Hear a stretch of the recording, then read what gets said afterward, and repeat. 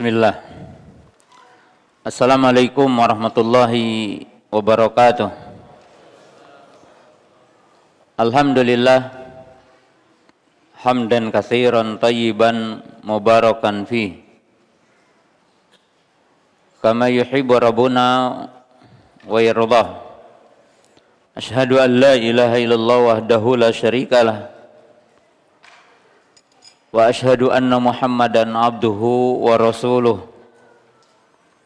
Wassalatu wassalamu ala Rasulillah wa ala alihi wa ashabihi wa man tabi'ahum bi ihsanin ila yaumiddin, amma ba'du. Ya ayyuhalladzina amanu taqullaha haqqa tuqatih wa la tamutunna illa wa antum muslimun. Kaum muslimin, para jamaah, para penuntut ilmu yang dimuliakan Allah Subhanahu wa taala, pemirsa MGI TV dan para pendengar radio Riyadul Jannah di mana saja berada.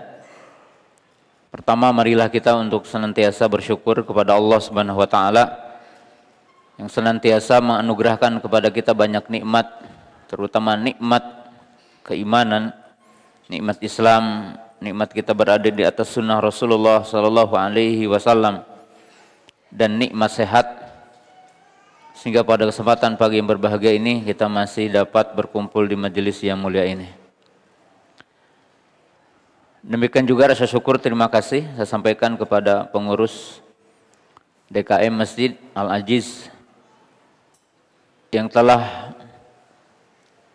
memberikan waktu dan tempat buat kita bersama untuk belajar di pagi yang berbahagia ini. Para penuntut ilmu yang dimuliakan Allah Subhanahu wa taala, kajian kita di pagi hari ini akan membahas satu kitab yang membahas tentang usul akidah ahli sunnah wal jamaah, yaitu pokok-pokok akidah ahli sunnah wal jamaah. Dan tentunya kitab ini tidak akan selesai hari ini,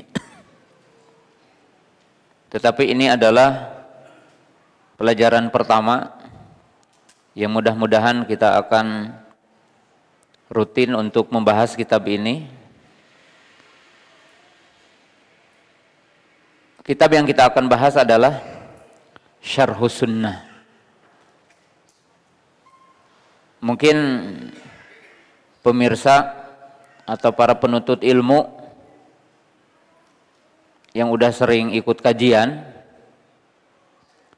biasanya mungkin ketika disebutkan kitab Syarhus Sunnah, yaitu Syarhus Sunnah Al-Imam Al-Barbahari.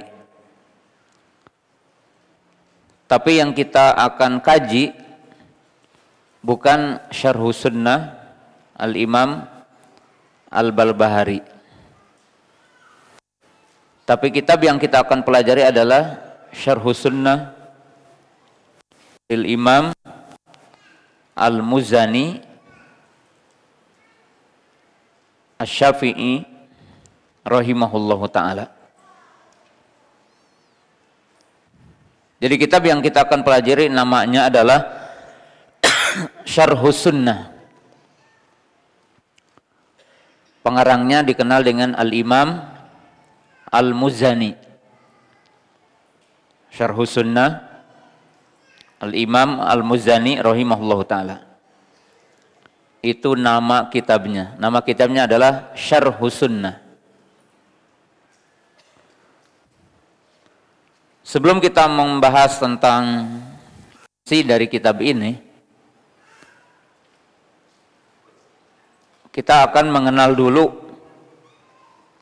pengarang dari kitab ini. Karena orang yang tidak mengenali pengarangnya ketika kita belajar tentang satu kitab,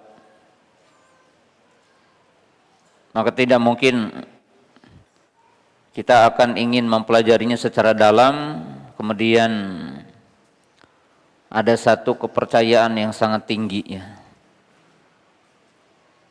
Karena tentunya harus mengetahui tentang kompetensi, tingkat keulamaan, tingkat keilmuan pengarangnya. Nah, Al-Imam Al-Muzani kunyahnya adalah Abu Ibrahim. Jadi punya kunyah namanya Abu Ibrahim. Nama aslinya adalah Ismail ibnu Yahya ibnu Ismail ibnu Amr ibnu Muslim. Jadi namanya Ismail. Ismail ibnu Yahya ibnu Ismail ibnu Amr ibnu Muslim.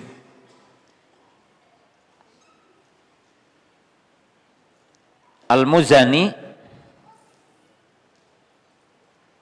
itu nisbah Al-Muzani Al-Misri Asy-Syafi'i, yakni Syafi'iyun madhaban. Imam Al-Muzani ini nama aslinya adalah Ismail, yaitu Ismail ibnu Yahya ibnu Ismail ibnu Amr ibnu Muslim. Kunyahnya Abu Ibrahim.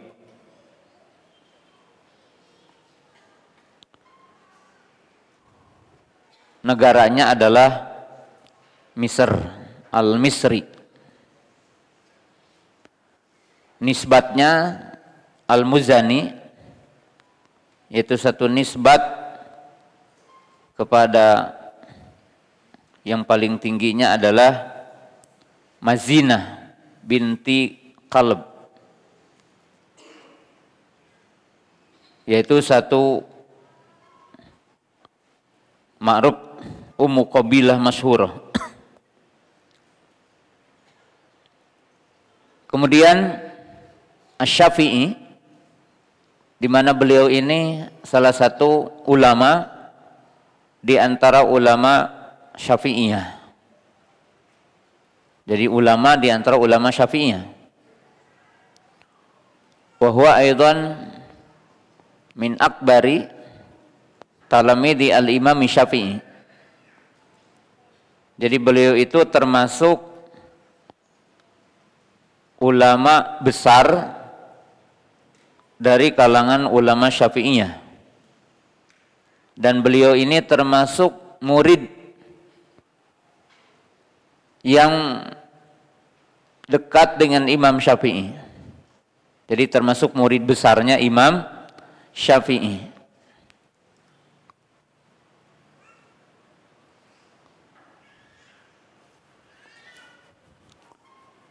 Beliau dilahirkan pada tahun 175 Hijriah. Artinya lebih muda dari Imam Syafi'i 25 tahun. Karena Imam Syafi'i dilahirkan 150 Hijriah. Sedangkan Imam Muzani, beliau lahir tahun 175 Hijriah.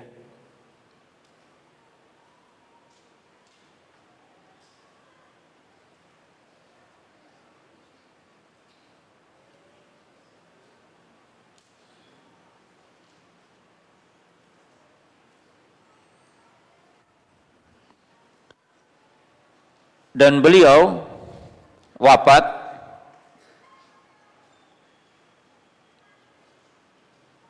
Al-Imam Muzani wafat tahun 264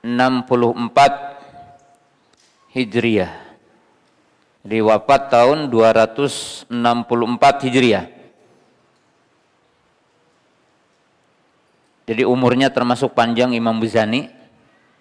Imam Syafi'i lahir 150 Hijriah, wafat tahun 204 Hijriah. Jadi Imam Syafi'i itu umurnya cuma 54 tahun.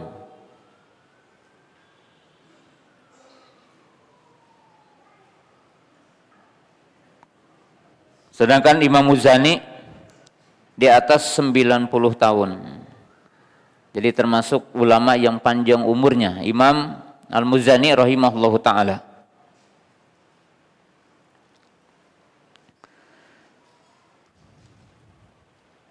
Kemudian ini sekedar aja karena tidak mungkin kita untuk menjabarkan panjang tentang sejarah beliau.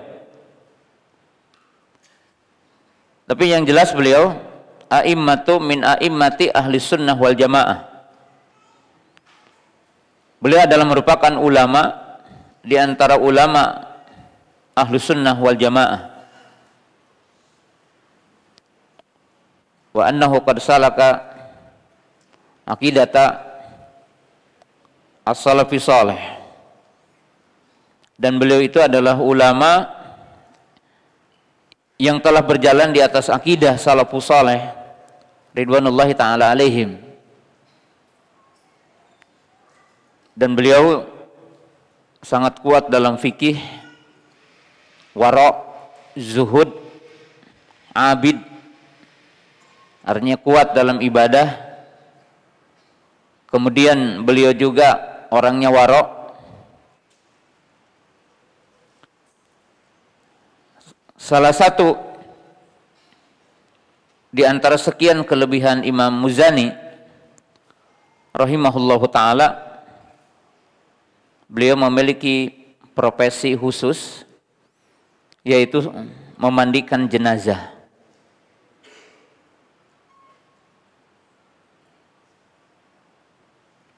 Jadi Imam Muzani itu termasuk ulama yang sering memandikan jenazah kaum muslimin, ta'abudan wa ihtisaban al-ajra minallah, di mana beliau ini ibadah dan mengharap pahala dari Allah.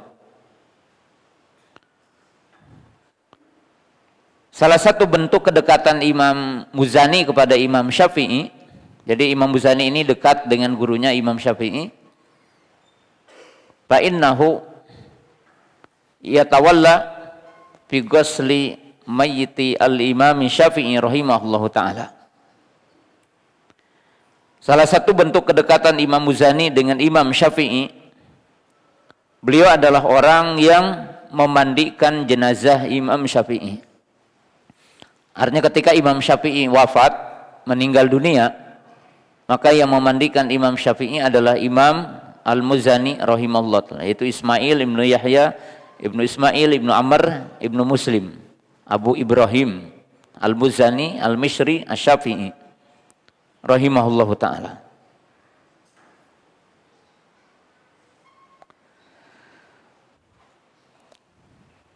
Dan beliau juga termasuk orang yang sangat tahu dan faham kepada madhab Imam Syafi'i. Artinya orang yang sangat tahu dengan perkataan-perkataan Imam Syafi'i, pendapat-pendapat Imam Syafi'i dalam fikih. Sehingga Imam Muzani itu dianggap sangat dekat dengan Imam Syafi'i rahimahullahu ta'ala.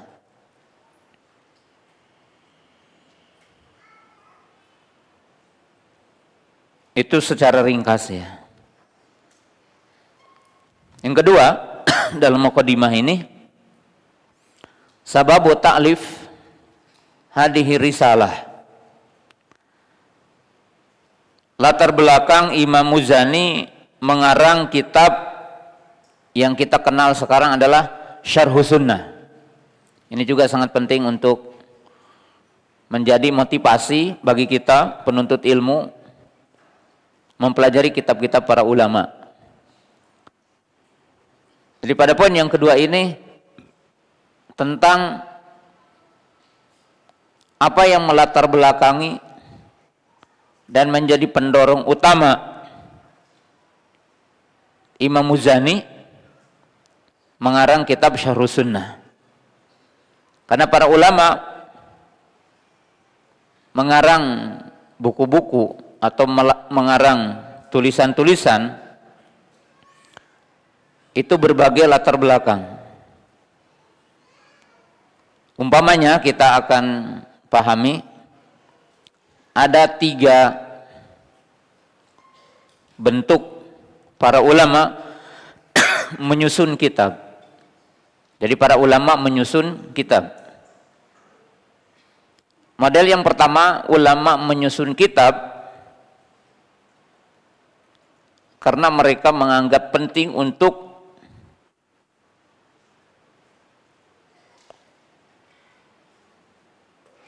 mengumpulkan keilmuan dalam tulisan-tulisan. Jadi motivasi ulama menyusun sebuah buku karena mereka menganggap keilmuan itu perlu dibukukan.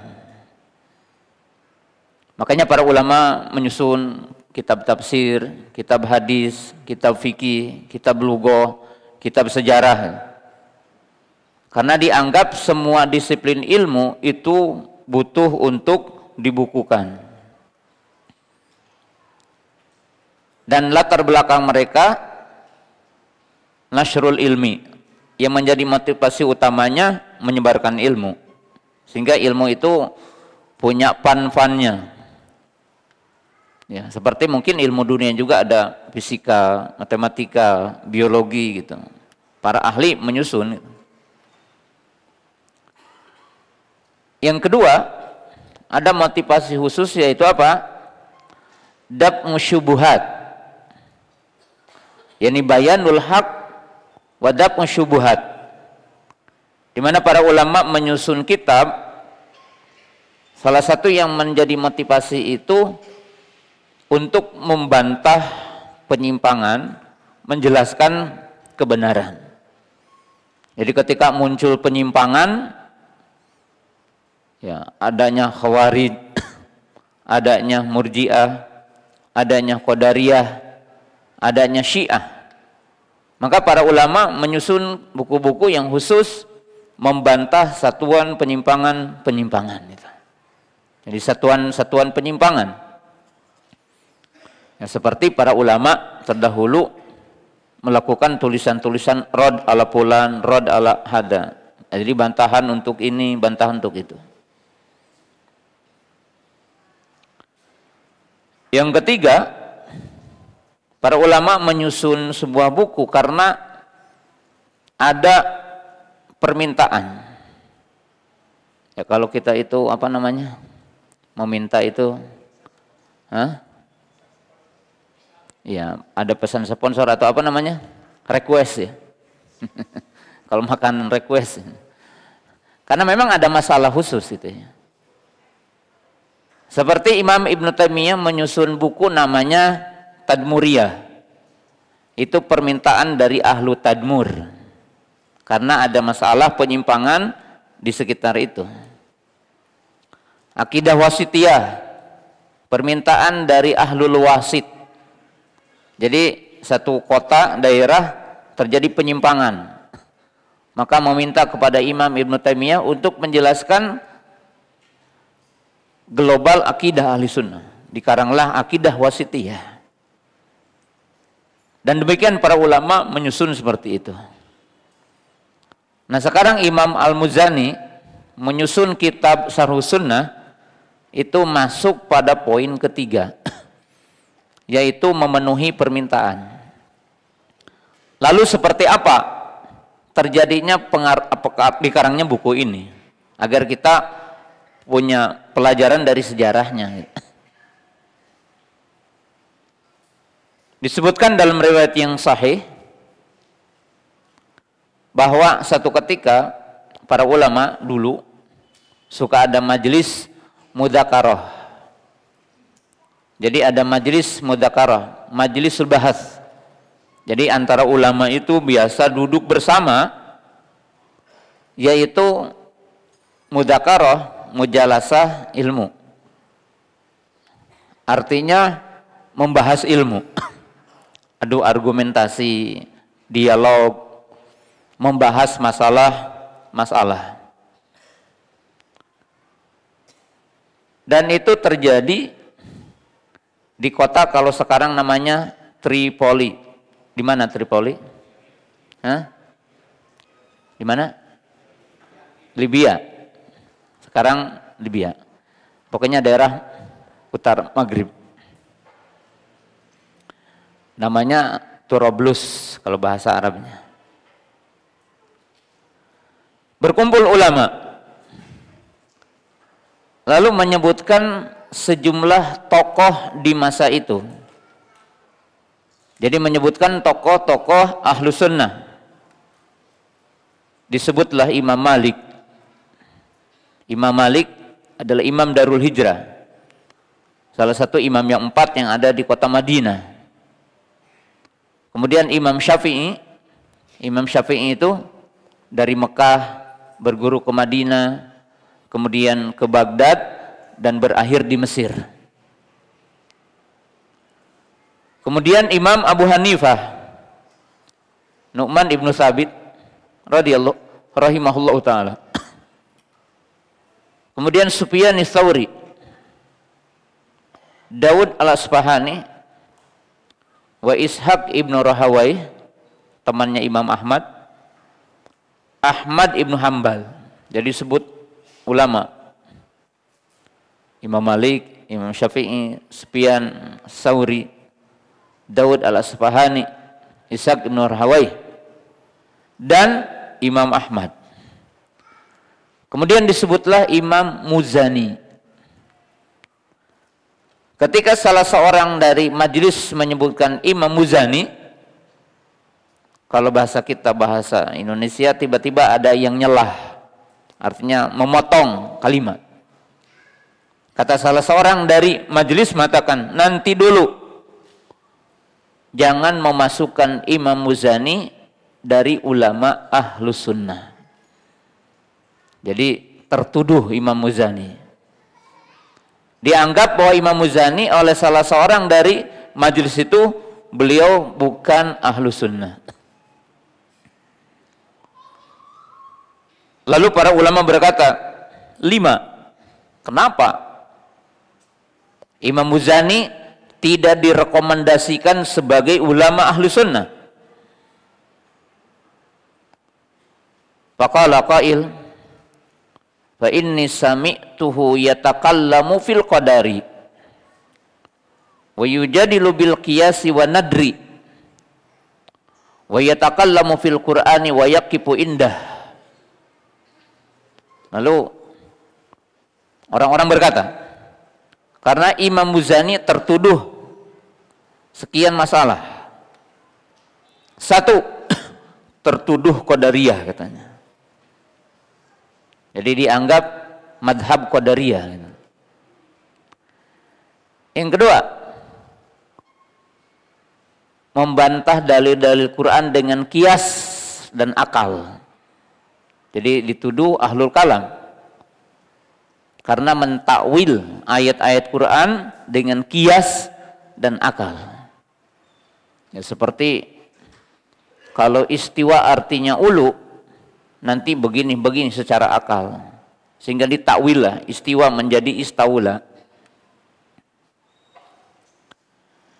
Salah satu yang paling terkenalnya bahwa beliau itu ketika terjadi fitnah khalqul Quran, beliau tidak memberikan komentar tentang Quran, apakah makhluk atau dia adalah kalamullah. Atau salah satu yang dikenal munculnya ucapan, nanti akan kita bahas di bawahnya, yaitu fitnah labdi bil Qur'ani makhluk, termasuk Imam Bukhari. Labdi bil Quran makhluk.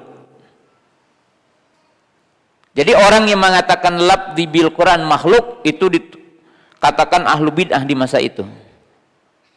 Jadi kalau orang mengatakan labdi, ucapanku tentang Quran adalah makhluk. Dan ini kalam, ucapan yang multi makna, artinya ada dua sisi. Kalau dikatakan labdi bil Quran makhluk, itu bisa artinya Quran adalah makhluk. Karena kalau dikatakan labdi bil Quran makhluk, bahwa yang dikeluarkan dari lisan seseorang berupa ayat Quran adalah makhluk, maka menunjukkan Quran adalah makhluk. Dan ini madhab Jahmiyah, madhab Mu'tazilah. Tapi kalau yang dimaksud labdi bil Quran, gerakan lidah kita adalah makhluk Allah, ya benar, dalam arti perbuatan manusia adalah makhluk. Maka orang-orang yang mengeluarkan kalimat ini dianggap ahlu bid'ah, karena bukan kalam ahlu sunnah. Jadi Imam Muzani tertuduh. Lalu salah seorang di antara jamaah yang kumpul dari ulama itu, kalau diterjemahkan pakai bahasa Indonesia, nanti dulu. Artinya di antara sejumlah para ulama itu mengatakan jangan menghukumi dulu beliau sebagai ahlu bid'ah. Jangan mengeluarkan terlebih dahulu beliau dari ahlu sunnah. Sehingga diutuslah salah seorang di antara majelis itu untuk mendatangi Imam Muzani. Jadi diutuslah di antara majelis ulama itu untuk mendatangi Imam Muzani agar Imam Muzani rahimahullahu ta'ala menjelaskan kepada kaum muslimin tentang akidahnya. Jadi Imam Muzani diminta untuk menjelaskan akidahnya. Fakataba hadhihi risalah 'azimah bismi syarhi as-sunnah. Maka dari latar belakang itulah beliau menyusun kitab yang mulia ini, namanya Syarhus Sunnah, di mana beliau menjelaskan pokok-pokok sunnah, yaitu pokok-pokok akidah ahli sunnah wal jamaah, dengan nama Syarhus Sunnah. Nah, itu sejarah singkat tentang penulisan kitab Syarhus Sunnah. Itu pelajaran kedua. Nah, sekarang pelajaran ketiga, yaitu nama kitabnya Syarhus Sunnah. Kita pelajari. Poin yang ketiganya adalah nama dari kitab yang mulia ini dinamakan dengan Syarhus Sunnah.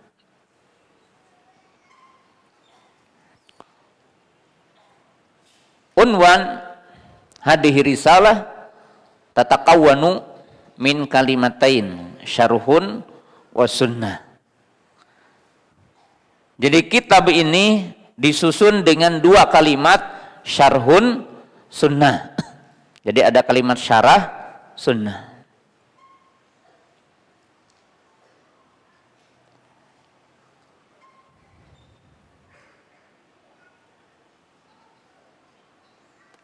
Syarah dalam makna yang paling sederhana, syarah itu taudih wa bayan ma'ani wal maqasid. Syarah seperti antum syarah hadis, syarah gitu ya. Syarah kitab, syarah ini. Apa yang dimaksud adalah penjelasan yang dimaksud dari makna. Jadi syarah itu menjelaskan makna kalimat, apa yang dimaksud, istimbat yang ada di dalamnya, maka itu dinamakan dengan syarah. Jadi bimana tawadih wal bayan, yang artinya adalah penjelasan. Itu syarah.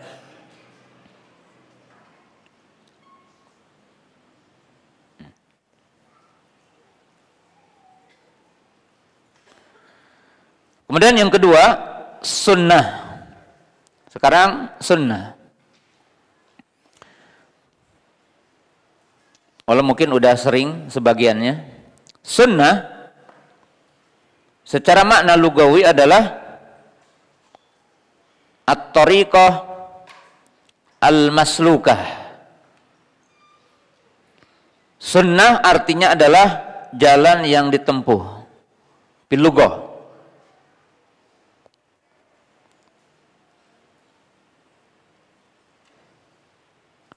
Jadi jalan yang ditempuh.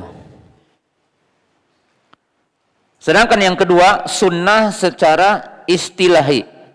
Jadi ketika kita bersama, antum membaca definisi sunnah yang ada dalam kalam ulama, yang ada dalam ungkapan para ulama, maka sunnah ini memiliki makna yang sangat luas. Dan para ulama membeda-bedakan definisi sunnah tergantung bahasan mereka dan tergantung ruang lingkup bahasannya, maka definisinya berbeda. Walaupun mungkin kita akan khususkan bahasan sunnah yang dimaksud dalam kitab ini. Tapi sunnah dalam istilah para ulama berbeda-beda tergantung keilmuan yang sedang dibahas. Contoh, as-sunnatu indal fuqaha. Sunnah menurut fuqaha. As-sunnah bimakna al-mustahab. Sunnah menurut ulama fikih adalah mustahab, yaitu ma amarahu asyar'u la ala hatmin, la ala jazmin. Dikenal dengan mayusabu ala fa'ilihi wala yu'aqabu ala tarikihi. Sunnah menurut fuqaha mustahab. Segala perintah yang bukan wajib namanya sunnah. Gitu. Ya kalau ditanya, Ustadz ini hukumnya apa? Sunnah. Maksudnya apa? Tidak wajib. Yang kedua, sunnah menurut ulama hadis. Sunnah menurut ulama hadis adalah ma'udifa ila Nabi sallam min qaulin aw fi'lin aw takririn. Sunnah menurut ulama hadis semua yang diibabatkan, semua yang dinisbatkan kepada Nabi sallallahu alaihi wasallam, baik perbuatan, ucapan atau persetujuan Nabi. Identik sunnah itu adalah dengan hadis. Maka dikatakan Quran sunnah atau Quran hadis. Jadi agar kita paham bahasan ininya apa gitu. Yang ketiga, sunnah menurut ulama usul. Nah, ulama usul ketika mereka membahas tentang definisi sunnah, maka mereka itu lebih membahas tentang argumentasi dalil. Sunnah adalah al-hujjatu tsaniyah ba'dal Quran. Sunnah itu adalah argumentasi kedua setelah Quran. Maka kalau kita ditanya apa dalilnya? Quran sunnah. Jadi sunnah itu dalil kedua setelah Quran. Jadi argumentasi, dalil, sumber hukum. Karena ulama usul ya berbicara tentang sumber hukum. Nah, dan tentunya Imam Muzani tidak memaksudkan itu semua. Jadi sunnah yang dimaksud dalam kitab Imam Muzani bukan definisi sunnah menurut ulama fikih, ulama hadis, dan bukan juga sunnah menurut ulama usul. Tapi sunnah menurut ulama akidah adalah usuluddin. Usuluddin. Wahia al-iman bir arkanil imani sittah wa ma yatadammanahu wa ma ajma alaihi annahu min usuluddin. Apa definisi sunnah menurut ulama akidah? Definisi sunnah menurut ulama akidah adalah pokok-pokok agama, yaitu rukun iman yang 6 dan apa-apa yang dikandung oleh rukun iman yang 6, dan semua perkara yang disepakati ahli sunnah itu sebagai usuluddin, pokok agama. Ya, mungkin kita udah tahu ya rukun iman, iman kepada Allah, iman kepada malaikat, iman kepada kitab-kitab Allah, iman kepada rasul-rasul Allah, iman kepada yaumul akhir, dan iman kepada takdir. Maka ini dinamakan usul sunnah. Tapi juga termasuk sunnah atau usul sunnah semua perkara yang menjadi kesepakatan para ulama ahlu sunnah. Contoh, masalah sahabat, masalah ahlul bait, Jadi pasti dalam kitab-kitab akidah ini dibahas tentang sikap kepada sahabat. Karena ini merupakan pokok akidah. Yang kita juga akan lihat dalam kitab ini nanti di dalamnya. Sikap terhadap Ahlul Bait. Bahkan dibahas di dalamnya sikap terhadap pemimpin. Jadi mauqif ma'amirul mu'minin. Sikap terhadap Amirul Mukminin. Dibahas di dalamnya adalah tentang usuluddin, pokok-pokok apa? Agama. Kemudian poin yang perlu kita juga tahu, sunnah dimaksudkan oleh para ulama adalah didul bid'ah. Fasunnatu hiya ma tuwafiqu adillata syar'iyyah minal kitabi wa sunnah. Wa kullu ma tukhalifu adillatal kitabi wa sunnah fahiya bid'ah. Jadi yang dimaksud sunnah itu adalah semua perkara yang bersesuaian dengan dalil syariat, Quran dan hadis, dengan pemahaman salaful ummah, itu dinamakan sunnah. Jadi sunnah itu agama semuanya. Sunnah itu din itu. Maka Imam Barbahari mengatakan, i'lamu rahimakumullah annal islama huwa sunnah wa sunnatu hiyal islam. Ketahuilah bahwa Islam adalah sunnah dan sunnah adalah Islam. Jadi yang dimaksud dengan sunnah ini semua perkara agama yang berdalil Quran dan hadis yang sesuai dinamakan sunnah. Sampai kalau kita katakan minum dengan tangan kanan, sunnah. Ke toilet dengan kaki kiri, sunnah. Wudu, baca bismillah, sunnah. Itu sunnah semuanya. Bukan hukumnya sunnah, bukan. Dalam arti mustahab, bukan. Sunnah artinya ada dalilnya. Kalau kita ditanya apa hukumnya sholat menghadap sutra, sunnah. Apa hukumnya ketika kita sapar mengkosor, sunnah. Bukan hukumnya sunnah fuqaha, tapi agama yang ada dalilnya. Dan kebalikannya adalah bid'ah. Setiap perkara yang tidak bersumber kepada dalil maka dinamakan dengan bid'ah. Jadi sunnah itu semua perkara yang bersesuaian dengan dalil. Imam Muzani dalam kitab ini tentunya yang dimaksud adalah istilah sunnah menurut ulama akidah. Yang dimaksud dengan sunnah adalah usuluddin. Sebagai contoh, para jamaah, kita bisa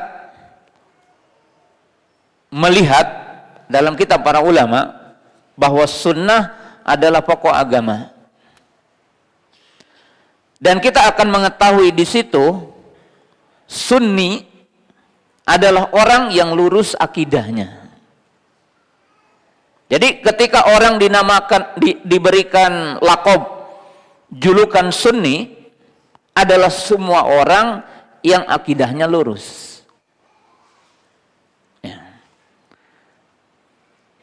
Di situ bisa kita lihat, dan ini sering saya sampaikan, ucapan Imam Sufyan Ibnu Uyainah rahimahullahu taala. Beliau mengatakan as-sunnatu asyaratun. Faman kunna fihi faqad istakmala sunnah. Wa man taraka syai'an minha faqad taraka sunnata. Jadi kalau pemirsa ingin dikatakan sunni, kalau antum ingin dikatakan sunni yang sejati, setidaknya tahu 10 poin ini. Dan lurus pemahamannya dalam 10 poin ini. Al-Imam Sufyan Ibnu Uyainah berkata,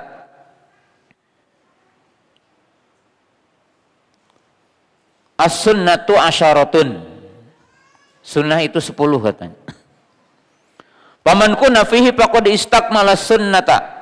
Jadi barang siapa yang lurus dalam 10 poin ini, maka dia dinamakan sunni. Wa man taraka syai'an minha faqad taraka sunnata. Siapa yang menyelisihi salah satu di antara 10 ini, maka ia telah meninggalkan sunnah. Artinya harus kafah, harus universal, harus menyeluruh. Kalau menyelisih bagiannya, maka tidak diakui, walaupun bagiannya sama. Lalu beliau menyebutkan yang 10 ini urutannya. Pahami dulu, mungkin udah sering mendengar. Pokok kesesatan itu kan ada 4. Jadi pokok penyimpangan itu ada 4. 1, Khawarij. 2, Murji'ah. 3, Qadariyah. Dan keempat, Rafidhah Syiah. Itu awal kesesatan. Sebelum adanya penyimpangan Jahmiyah, Mu'tazilah, dan yang lainnya. Maka lihat, Imam Sufyan ibn Uyainah rahimahullahu ta'ala menyebutkan sunni sejati orang yang punya 10 poin ini. Apa saja? 1, isbatil qadari. Beriman kepada takdir dengan urutannya yang 4 maksudnya. Yaitu iman kepada ilmu, kitabah, masyiah, al-khalqu. Dan ini kita juga akan bahas nanti. Jadi yang pertama, untuk memisahkan sunni dengan qadariyah. Kedua, taqdimu Abi Bakrin wa Umar.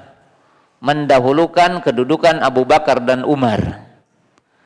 Maka ini menafikan semua bentuk Syiah. Baik Syiah Zaidiyah ataupun Syiah Rafidhah atau Syiah Isna Asyariyah, Syiah 12 imam. Kalau Syiah Zaidiyah dikatakan tidak mengkafirkan imam yang 4 atau imam yang 3, tapi mereka mengatakan Ali lebih utama dari imam yang 3.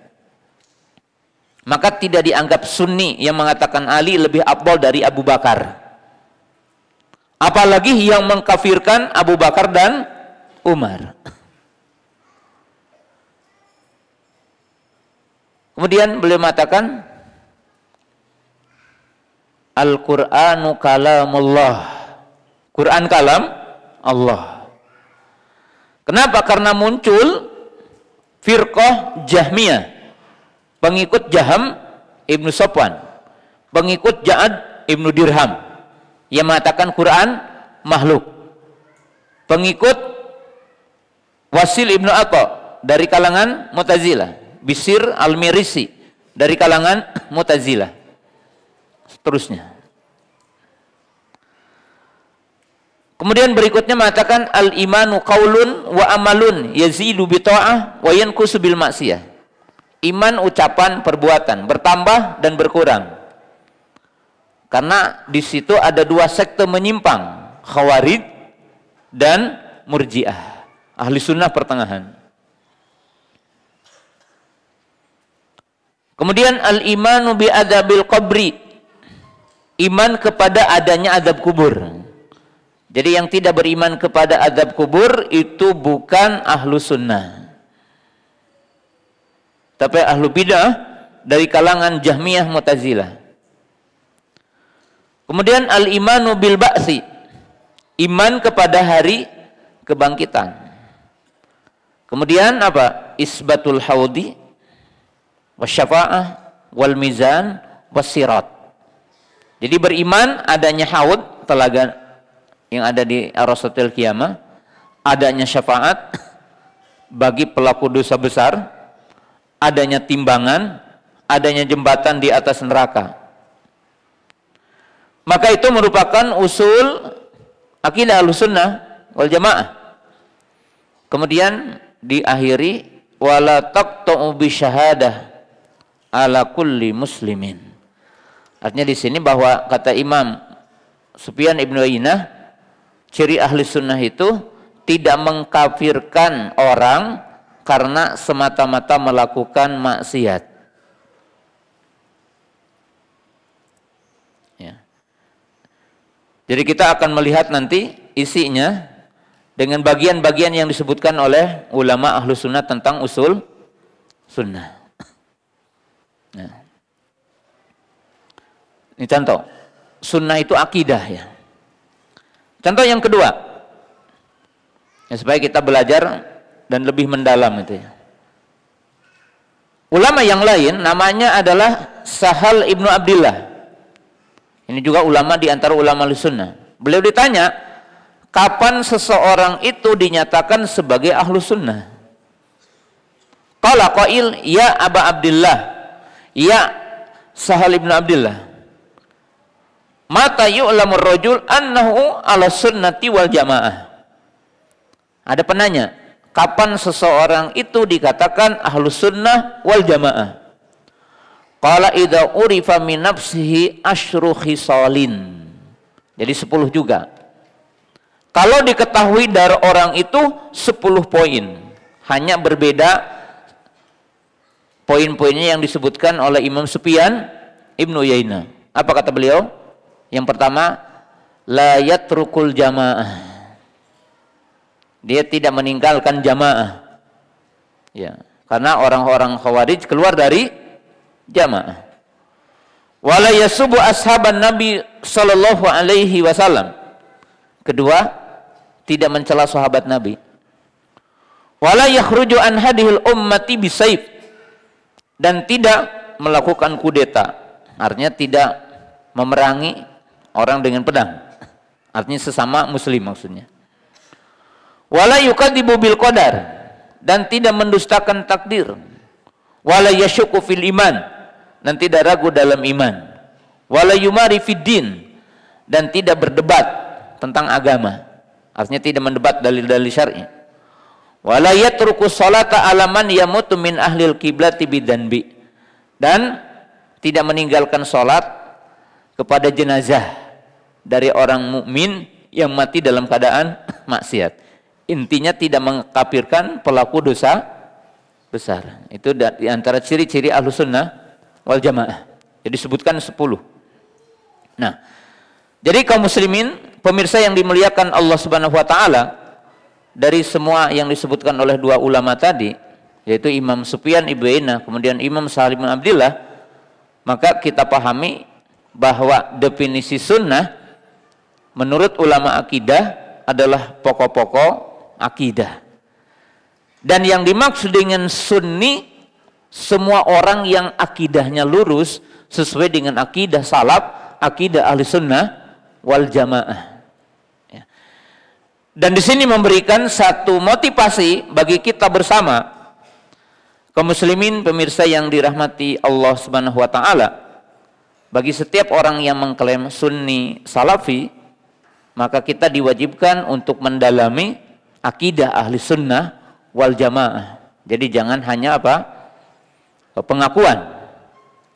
Dan sudah barang tentu mempelajari akidah ahli sunnah wal jamaah, mempelajari tauhid harus didahulukan dari semua pelajaran-pelajaran yang lain.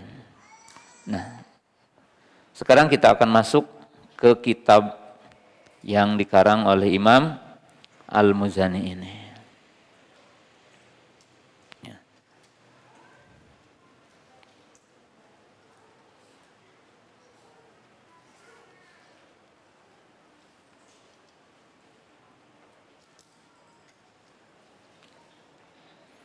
Ya, mudah-mudahan yang mungkin di antara antum yang ngedownload lewat aplikasi bisa lihat. Dan sebenarnya di copy sangat mudah juga ya. Kita mulai.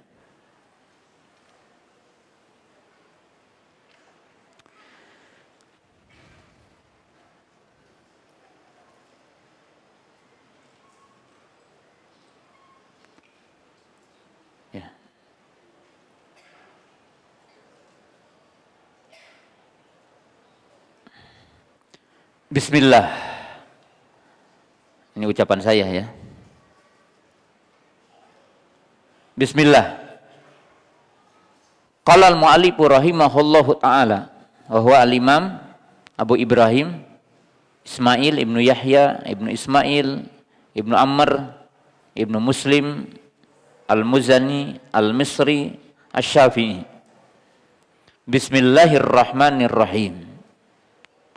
Asamanallahu wa iyyakum bittaqwa wa wafaqana wa iyyakum limuwafaqatil huda. Amma ba'du. Fa innaka aslakakallahu sa'altani an uwaddiha laka minas sunnati amran tubassiru nafsak al-tamassuki bihi wa tadra'u bihi anka syubhal aqawili wa zaygum muhdatsatid dhalin wa qad syarahtu laka manhajan muwaddihan muniran lima alin nafsi wa iyyaka fihi nushan bada'tu fihi bilhamdulillahi dirrushdis tasdidi alhamdulillahi ahaqqu min dzikrin wa awla min syukrin wa alaihi asna alwahidus samadu alladzi laisa lahu sahibatun wala waladun jalla anil mathili fala syabiha lahu wala adila as-sami'u al-basiru al-alimu al-khabiru al-mani'u ar-rafi'u. Ya. Dengan menyebut nama Allah kita membaca kitab ini. Bismillahirrahmanirrahim. Yani ibtada al-muallif rahimahullah ta'ala bil basmalah. Ini perhatikan. Muallif yaitu Imam Al-Muzani memulai tulisannya risalah shogirah, risalah pendek. Karena hanya beberapa lembar saja isinya. Walaupun kalau dijelaskan begitu luas. Beliau memulai tulisannya dengan basmalah. Wa basmalah duna tasmiyah. Jadi tasmiyah dengan basmalah beda. Kalau tasmiyah bismillah. Kalau basmalah bismillahirrahmanirrahim. Dan tentunya kita tahu isti'adah a'udzubillahi minasyaitonirrajim. Istighfar, astagfirullah, takbir, Allahu akbar, tasbih, subhanallah, tahmid, alhamdulillah, tahlil, la ilaha illallah, hawqalah, la hawla wa la quwata illa billah. Ini nama-nama syar'i untuk zikir ya. Jadi nama-nama syar'i untuk zikir. Isti'adah, a'udzubillah. Ya. Mu'allif memulai tulisannya dengan basmalah. Wa basmalah ayatun min ayatil Qur'an bi ijma'il muslimin. Wa hiya ayah min surati Namal wa ayatun li fasli baina suwar. Wakhtalafal ulama'u hayya ayatun min suratil Fatihah amlah. Basmalah ijma ayat di antara ayat Quran. Jadi basmalah itu ijma ayat di antara ayat Quran. Dan merupakan bagian dari surah An-Naml. Allah berfirman, innahu min Sulaimana wa innahu bismillahirrahmanirrahim. Jadi bismillah itu bagian dari surah An-Naml. Kemudian ayat yang disebutkan untuk memisahkan surah-surah, kecuali surah Al-Bara'ah. Sehingga basmalah disebutkan dalam 113 surah dalam Quran. Quran ada 114 surah, tapi surah Al-Bara'ah tidak dicantumkan basmalah dalam mushaf. Menurut para ulama karena Al-Bara'ah merupakan tatimah min surati Al-Anfal. Karena surah Al-Bara'ah itu merupakan penyempurna dari surah Al-Anfal. Tapi para ulama berbeda pendapat apakah dia termasuk, apakah basmalah termasuk ayat dari ayat Al-Fatihah atau enggak. Yang rajih basmalah tidak termasuk dari surah Al-Fatihah. Tetapi ketika sholat wajib hukumnya dibaca. Hanya sunnahnya disirkan. Kemudian mu'alif memulai kitabnya dengan basmalah li arba'ati umurin, karena ada 4 alasan Imam Al-Muzani menyusun kitabnya dengan basmalah. 1, iktidaan bi kitabillah, karena mengikuti Quran. Jadi Quran setiap surahnya dicantumkan basmalah, maka beliau juga mengikuti Quran. Yang kedua, iktidaan bi sunnati Nabi sallallahu alaihi wasallam. Yang kedua, mengikuti sunnah Nabi. Kita antum bisa mengecek anna Nabi sallam arsala rasail ila umara fi zamanihi, bahwa Nabi sallam itu membuat surat ke sejumlah kepala-kepala negara. Disebutkan dalam sejarah, dalam satu waktu beliau menulis surat ke 6 kepala negara, Romawi, Parsi, Gosan, Najasyi, dan semuanya. 6 kepala negara. Dalam semua surat Nabi SAW dicantumkan Bismillahirrahmanirrahim min Muhammad ibnu Abdullah Rasulillah. Contohnya ila adhimir rum, assalamualaikum alamanittaba'il huda aslim taslam. Sumaka tabaqul ta'ala ya ahlal kitab ta'alau ila kalimatin sawain bainana bainakum alla na'budu illallah. Maka Nabi SAW selalu mencantumkan basmalah dalam surat-surat beliau, berarti sunnah. Demikian juga satu kasus, yaitu tentang perdamaian Hudaybiyah. Dalam hadis Miswar ibnu Abi Mahramah, bahwa Nabi SAW ketika bikin perjanjian Hudaybiyah, pihak pertama, pihak kedua, gitu ya. Kan kalau perjanjian di situ ditulis Bismillahirrahmanirrahim, pihak pertama Muhammad ibnu Abdullah Rasulullah.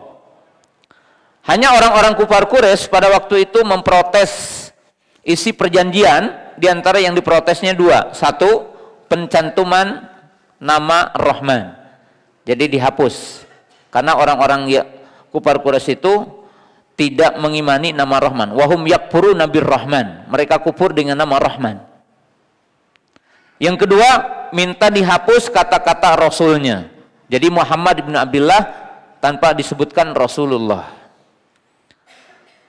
Fikihnya bahwa Nabi SAW membiasakan sampai membuat perjanjian itu dicantumkan apa? Bismillah. Yang ketiga, tayamunan wa tabarrukan bil basmalah. Yang ketiga, kenapa mencantumkan basmalah? Untuk tabaruk. Jadi agar tulisan, kegiatan, perbuatan dapat berkah, maka mesti isti'anah dulu kepada Allah. Jadi isti'anah dulu kepada Allah, ya. Karena ba'nya lil isti'anah menurut ahlu sunnah wal jamaah. Jadi kalau dikatakan akra'u kauni musta'inan billah, aktubu kauni musta'inan billah, aku menulis dalam kondisi aku meminta pertolongan kepada Allah. Gambaran dari kalimat la hawla wala quwata illa billah. Yang keempat, yaitu ta'asiyan bil ulama'i al mutaqaddimin. Demikian juga beliau mengikuti sunnah ulama terdahulu. Ya, artinya para ulama mencantumkan bismillah. Ya, kita lanjutkan. Qala asamanallahu wa iyyakum bittaqwa wa wafaqana iyyakum limuwafaqatil huda. Mu'allif rahimahullahu ta'ala memulai dengan doa. Doa. Wa hadha dalilun min syafaqati syekh lil ummah wa li qari'ihi aw talamidhihi. Ini catatan penting ya. Syekh itu atau beliau ulama yang memiliki penuh kasih sayang, penuh kasih sayang bagi kita yang membaca, bagi murid. Dan seyogianya guru baik itu definisi guru adalah bapak, baik definisi guru adalah seorang ibu, atau definisi guru dalam arti guru adalah sebagai profesi yang dinamakan ustadz atau guru, maka sifat yang paling penting dalam guru adalah sifatur rahmah, sifat kasih sayang. Maka Al-Imam Al-Muzani memulai dengan mendoakan, dengan berdoa. Dan di sini beliau berdoa dengan 3 kalimat doa. Lihat di sini. Asamanallahu wa iyyakum bittaqwa. Semoga Allah menjaga kami dan kamu dengan ketakwaan. Artinya berdoa kepada Allah agar Allah memberikan taufik dengan takwa agar tidak maksiat. Jadi itu doa pertama. Walimuwafaqatil huda. Yang kedua doa untuk tidak tersesat. Doa untuk berada dalam hidayah dan tidak tersesat. Yang ketiga, aslakah kallahu, semoga Allah membereskanmu. Artinya beres akidahnya, beres manhajnya, beres agamanya. Dan ismah artinya di sini terjaga, ya. Iktisam bagi orang mukmin, iktisam itu ada 2. Iktisam billah, iktisam bihablillah. Wa bainahuma alaqah qawiyah. Iktisam, kitab iktisam itu diartikan berpegang teguhnya. Orang yang akan mendapatkan penjagaan Allah, penjagaan di dunia dari penyimpangan, dan termasuk dari semua keburukan, dan penjagaan Allah di akhirat dari azab. Itu sejauh mana manusia itu iktisam kepada Allah.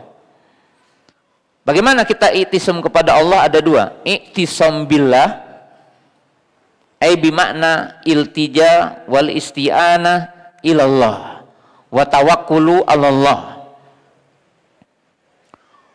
Wa may ya'tasim billah faqad hudiya ila sirati mustaqim. Surah Ali Imran. Iktisam billah artinya bertawakal, bergantung, menyerahkan diri kita kepada Allah. Yang kedua, al-iktisam bihablillah. Yang kedua, iktisam bihablillah. Ay atamassuku bihadillah ta'ala. Yaitu kita berpegang teguh dengan petunjuk Allah. Wa'tasimu bihablillahi jami'a wa la tafarraqu. Kata para ulama, sejauh mana kita iktisam kepada Allah dalam arti iktisam billah, sejauh mana kita bertawakal kepada Allah, bergantung kepada Allah, menyerahkan diri kepada Allah, maka sejauh itulah Allah akan menjaga kita. Jadi menjaga dari penyimpangan, menjaga kita dari keburukan. Dan sejauh mana kita komitmen kepada tali Allah, yaitu Al-Quran dan Sunnah, maka sejauh itu juga kita akan terjaga dari penyimpangan. Qallahu ta'ala fa imma ya'tiyanakum minni hudan faman tabi'a hudaya fala yadhil wala yashqa. Qala Abdullah bin Abbas, taqaffalallahu liman qara'al qur'ana wa amila bima fihi ala yadhil fid dunya wala yashqa fil akhirah.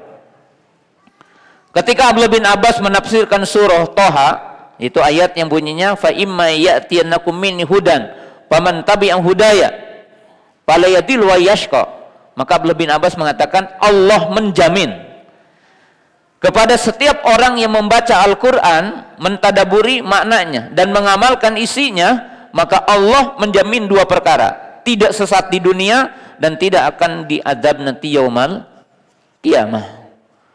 Maka Al-Imam Muzani rahimahullah ta'ala memulai dengan doa, dan ini menunjukkan kasih sayang guru, dan inilah akhlak seorang guru, ya. Qala sa'altani an uwaddih laka minas sunnati. Ya. Artinya ini tadi berawal dari permintaan. Untuk menjelaskan kepadamu dari sunnah. Artinya sunnah di sini pokok-pokok agama. Lihat di sini. Apa yang dijelaskan oleh Imam Muzani dalam kitab ini namanya Syarhu Sunnah. Dan Imam Muzani mengatakan begini. Kalau bahasa saya ke murid, bahasa gini. Selama kalian berpegang teguh dengan semua yang ada dalam buku ini, dijamin dua perkara, kata beliau. Apa dua perkara yang disebutkan oleh Imam Muzani di sini? Yang pertama, cukup bagi kalian untuk berpegang teguh dengan usul-usul sunnah yang bisa menyelamatkanmu. Jadi kalau kamu ingin dikatakan komitmen kepada sunnah, maka peganglah sunnah-sunnah ini. Ya. Yang kedua, jika kalian memahami isi-isi dari kitab ini yang menjelaskan tentang akidah ahli sunnah, maka akan mampu untuk membentengi diri, mampu untuk membantah, mampu untuk menghindari semua syubhal aqwili wa zaygatu muhdatsati dzalin. Artinya akan mampu untuk membantah semua propaganda-propaganda tentang syubhat yang dimunculkan oleh ahlu bid'ah. Dari kalangan khawarij, dari kalangan murji'ah, dari kalangan qadariyah, dari kalangan syiah. Semuanya bisa terbantahkan katanya. Lalu beliau mengatakan, wa qad syarahtu laka manhajan muwaddihan muniran lima ali nafsi. Ini kepercayaan diri. Beliau mengatakan, sungguh aku telah jelaskan untukmu satu manhaj yang terang benderang. Jadi manhaj yang terang benderang, akidah yang terang benderang. Itu apa? Akidah menetapkan sifat ulu bidzatihi, Allah tinggi dengan zatnya di atas seluruh makhluknya. Itu akidah yang terang benderang, kata beliau. Untuk mengatakan iman bertambah dan berkurang, iman ucapan dan perbuatan, itu adalah akidah yang terang benderang. Mengatakan Quran adalah kalamullah adalah akidah yang terang benderang, tidak ada subhat di dalamnya gitu. Tapi perinciannya nanti insyaallah. Qala amma ba'du. Setelah itu beliau mengatakan amma ba'du, perpindahan. Qala bada'tu bihi bilhamdillah. Lalu beliau menyebutkan tahmid. Artinya memulai dengan basmalah, kemudian setelah itu tahmid. Qala alhamdulillah ahaqqu min dzikrin ahaqqu man dzukir. Afwan, ahaqqu man dzukir wa aula man syukir wa alaihi wa asna. Kemudian Imam Muzani mengatakan ketika mensucikan Allah, memuji Allah, beliau mengatakan segala puji bagi Allah. Ya, ini mungkin tidak semuanya saya jelaskan karena kita akan bahas yang penting-pentingnya. Segala puji bagi Allah, bimana jami'ul mahamidilillah. Segala puji bagi Allah Ta'ala. Kenapa? Karena Allah Subhanahu wa Ta'ala huwa ar-Rabb, al-Khaliqu, al-Maliku, al-Mudabbiru, al-Ma'bud, lahu asma'ul husna wa sifatul ula. Kenapa Allah terpuji? Pertama, karena Allah itu al-Khaliq, yang mencipta, al-Malik, yang memiliki, al-Mudabbir, yang mengatur seluruh alam semesta ini. Allah, keagungannya Allah Ta'ala. Huwal ma'bud, Allah itu zat yang berhak disembah. Allahu la ilaha illahu. Lahul asma'ul husna wa sifatul ula.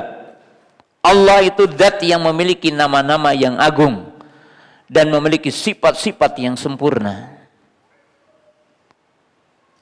Maka Allah terpuji karena Allah zat yang maha sempurna sifatnya, rububiyahnya. Allah maha terpuji dan layak untuk kita memujinya karena Allah adalah zat yang telah menganugerahkan semua nikmat kepada manusia. Maka dengan semua nikmatnya kita memuji Allah. Hanya yang harus kita tahu, nikmat mana yang paling besar yang Allah Ta'ala anugerahkan kepada manusia. Qala Imam Ibnu Qayyim rahimahullah ta'ala, an-nikmatu nikmatan. Nikmatul mutlaqah abadiyah wa nikmatul muqayyadah faniyah. Hanya kalau kita berbicara nikmat, kita mesti sadar dan tahu nikmat mana nikmat yang paling agung yang Allah anugerahkan kepada manusia. Karena kata Imam Ibnu Qayyim, nikmat itu ada dua. Ada nikmat mutlaqah abadiyah, ada nikmat yang sempurna dan abadi. Tapi ada nikmat yang terbatas dan itu akan sirna. Apa nikmat yang terbatas dan sirna? Nikmatud dunia, nikmatus siha, nikmatul umri, nikmat dunia, nikmat harta, nikmat kedudukan, nikmat fisik. Semuanya ini fania, tidak abadi. Adapun nikmat yang paling besar adalah nikmat mutlaqah abadiyah, nikmat yang abadi. Itu apa? Allah menganugerahkan nikmat kepada manusia adalah nikmatur risalah, nikmatun nubuwah. Allah menganugerahkan kepada hambanya dengan mengutus para nabi, mengutus para rasul. Makanya disebutkan alhamdulillahilladzi arsala rasulahu bil huda wa dinil haq. Maka Allah dipuji karena Allah mengutus rasul-rasul. Kita tidak tahu jalan ke neraka, jalan ke surga kecuali bibayanir rusul, penjelasan para rasul. Nikmat yang sangat besar juga adalah nikmat Allah menurunkan kitabnya, menurunkan wahyu. Makanya Allah berfirman dalam surah Al-Kahfi, alhamdulillahilladzi anzala ala abdihil kitaba wa lam yaj'al lahu iwaja. Segala puji bagi Allah, dialah yang telah menurunkan Alkitab kepada hambanya, yaitu Muhammad sallallahu alaihi wasallam, yang di dalamnya tidak ada kebengkokan. Ini manhaj, nikmat. Ya.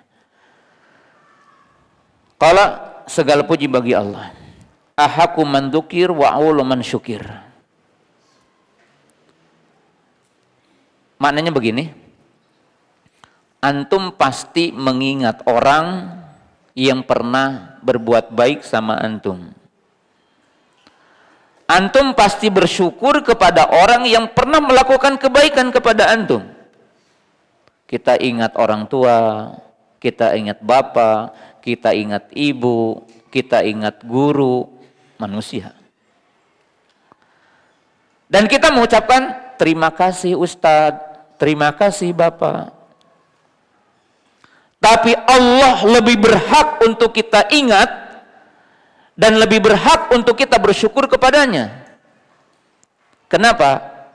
Karena Allah adalah zat yang maha sempurna dan telah memberikan segala sesuatu yang sempurna bagi kita. Maka mu'allif mengatakan satu pelajaran yang sangat bagus, alhamdulillah ahaku man dzukir wa aula man syukir wa alaihi wa asna. Aku memuji atasnya, artinya memuji Allah. Nah, lihat di sini. Lalu mu'allif barulah menyebutkan tentang muqaddimah, tentang masalah nama dan sifat. Jadi tentang nama dan sifat. Lihat di sini. Al-Wahidu As-Samadu. Al-Wahid ismun min asma'illah. Yang ada dalam Al-Quran, Al-Wahidul Qahhar. As-Samad, Qul huwallahu ahad, Allahus samad. Alladzi laisa lahu sahibatun wala waladun. Jalla anil masili fala syabiha lahu wala adila. Kemudian beliau menyebutkan as-sami'u al-basiru al-alimu al-khabiru al-mani'u ar-rafi'u. Ini mukadimah.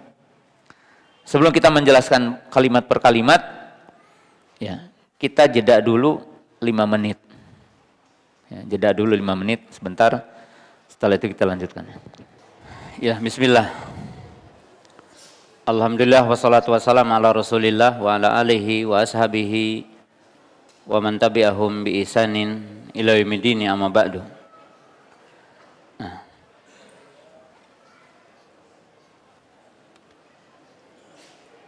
Kemudian Mu'allif rahimahullahu taala kita bacakan kembali. Al-wahidu as-samadu alladzi laisa lahu sahibatun wala waladun.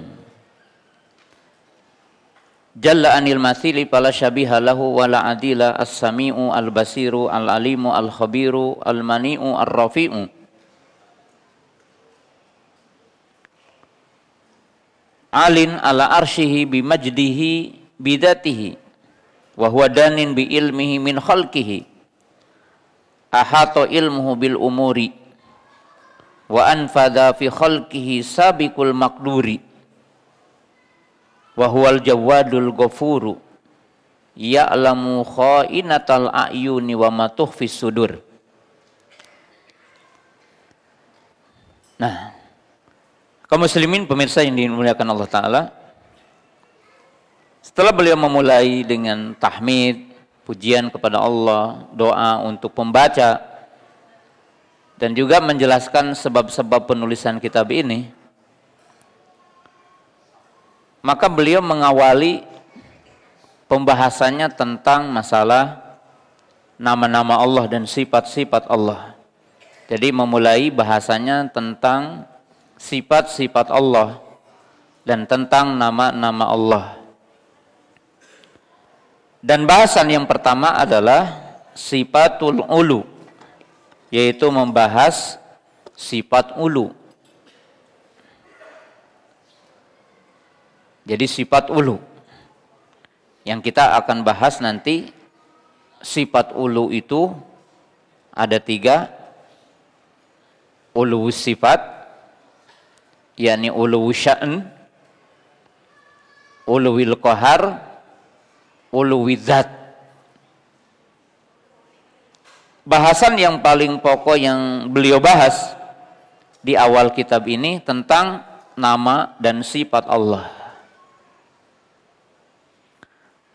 Kemudian membahas tentang sifat ulu yang diartikan dalam bahasa yang paling mudah, Allah disifati maha tinggi. Artinya Allah disifati dengan tinggi. Dan tingginya Allah mencakup 3. Apa yang ada dalam Quran. 1, uluwi sifat, uluwi sya'an, yang artinya sifat Allah maha tinggi, sifat Allah maha sempurna.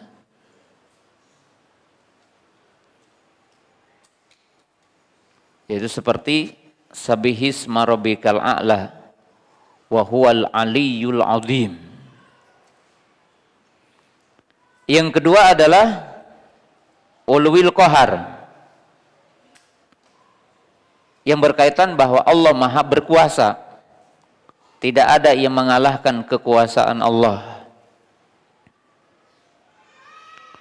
Wa huwal qahiru fawqa ibadih, lahu ma fis samawati wa ma fil ardh.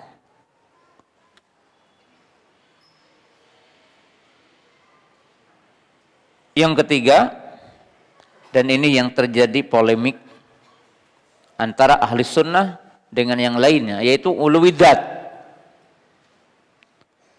yaitu dat Allah tinggi di atas seluruh makhluknya. Fawqa arsyihi, Allah di atas arasnya. Istiwa'ullahi fawqa arsy. Allah beristiwa di atas arasy-Nya. Dan itu bahasan.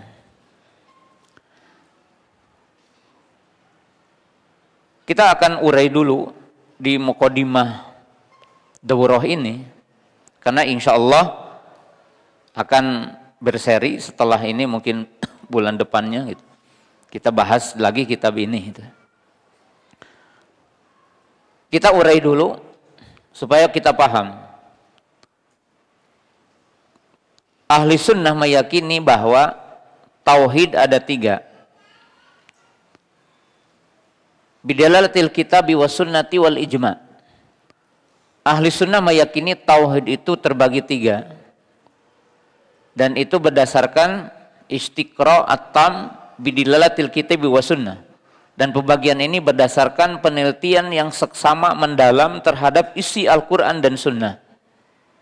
Bahwa tauhid itu ada 3, tauhid rububiyah, tauhid uluhiyah, dan tauhid asma dan sifat. Atau sebagian para ulama ada yang membagi 2, tapi isinya 3. Yaitu tauhidul ilmi, al-khobari, tauhidul iradi qasdi. Jadi tauhid itu dibagi 3, tauhid rububiyah, tauhid uluhiyah, dan tauhid asma dan sifat. Atau sebagian para ulama membagi 2, dan itu masuk ke yang 3. Tauhidul ilmi khobari, itu tauhid rububiyah dan tauhid asma dan sifat. Tauhidul iradi qasdi adalah tauhid uluhiyah. Kita pahamkan dulu tauhid yang tadi. Tauhid artinya adalah al-imanu biwahdaniyatillah. Tauhid secara makna adalah keyakinan bahwa Allah itu esa. Jadi al-imanu biwahdaniyatillah, keyakinan bahwa Allah itu esa. Qul huwallahu ahad, itu sifat ahadiyah. Ya. Al-iman biwahdanatiyallah, yaitu iman bahwa Allah itu esa. Dan Quran menggambarkan tauhid itu terbagi pada 3. Satu adalah tauhid rububiyah. Yang dimaksud dengan tauhid rububiyah adalah ifradullahi bi'af'alihi.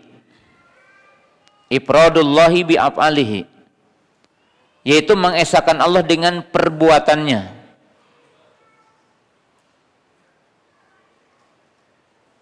Atau dalam makna lain, al-imanu bi anna Allah ta'ala huwa al-mutafarridu bil khalqi wa bil mulki wa bit tadbir. Yang dimaksud dengan tauhid rububiyah adalah keyakinan bahwa Allah esa dalam mencipta, dalam penciptaan, dalam kepemilikan dan pengaturan. Ala lahul khalqu wal amru wal khaliqul bari'ul musawwiru lahul asmaul husna.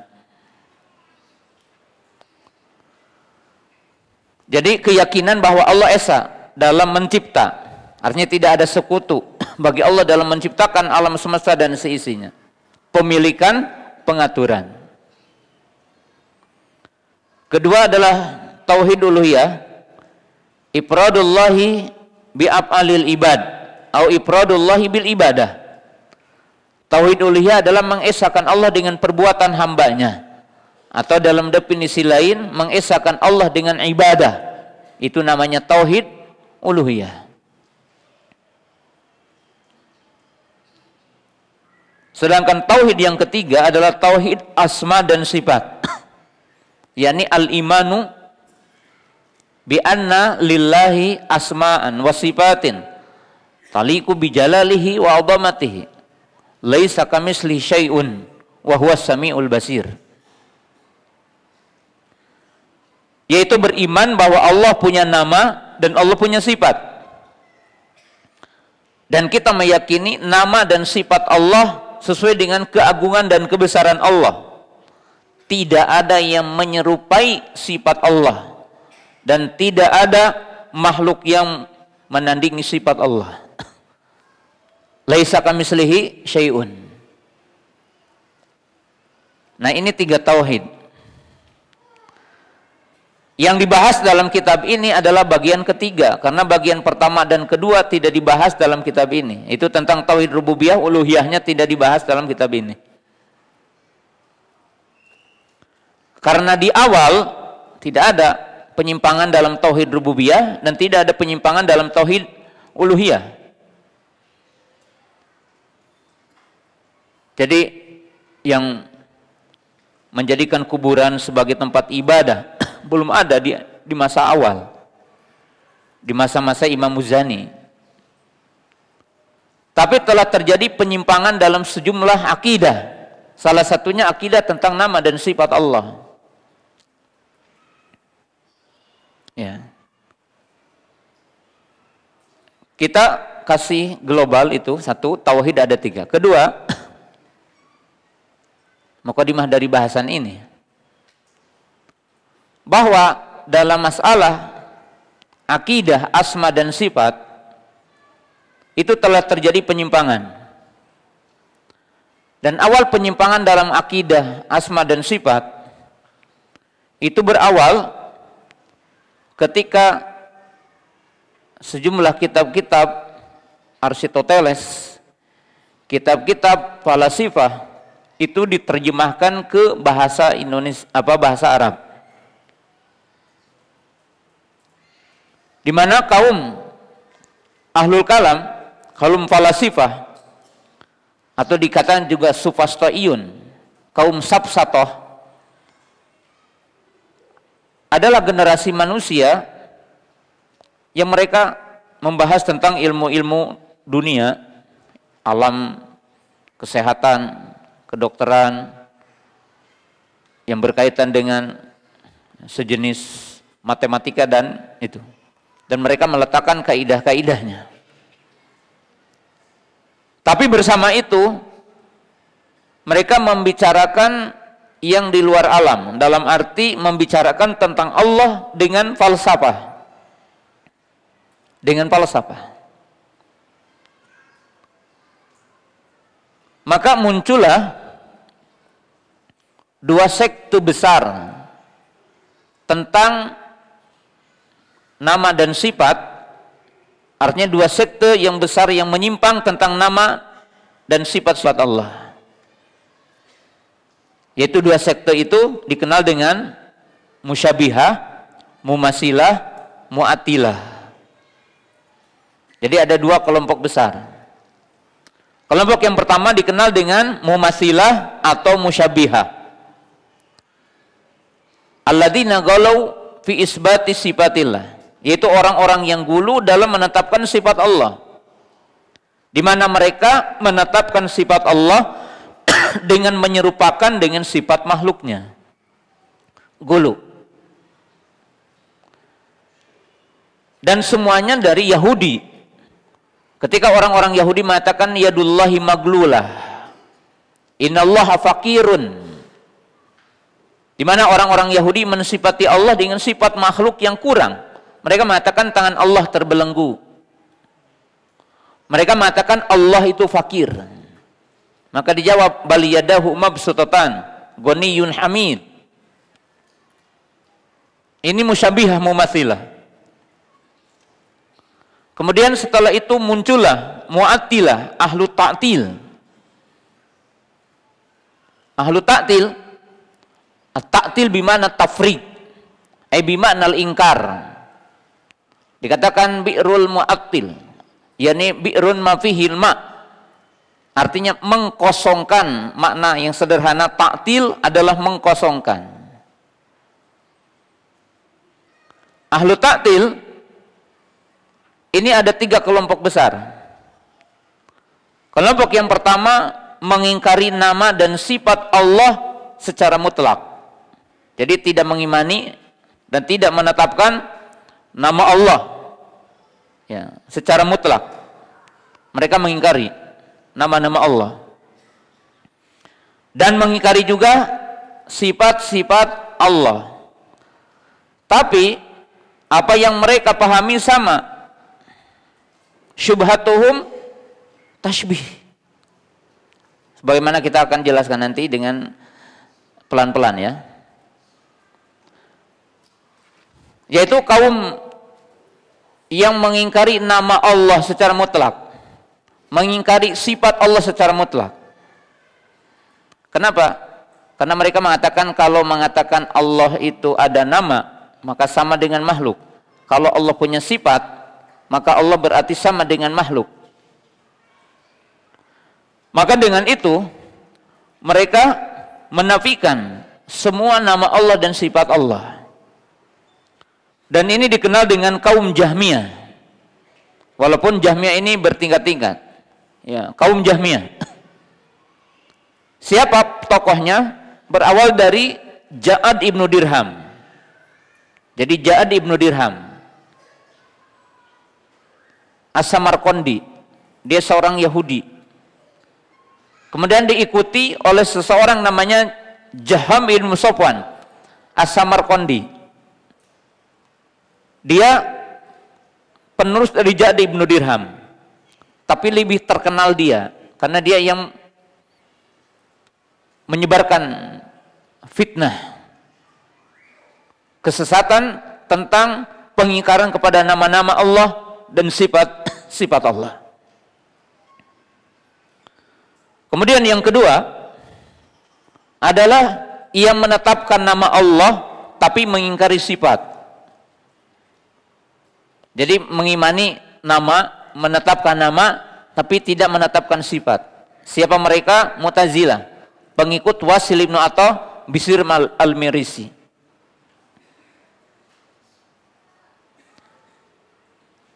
Berikutnya adalah mengimani adanya nama, mengimani adanya sifat, tetapi mengingkari sebagiannya.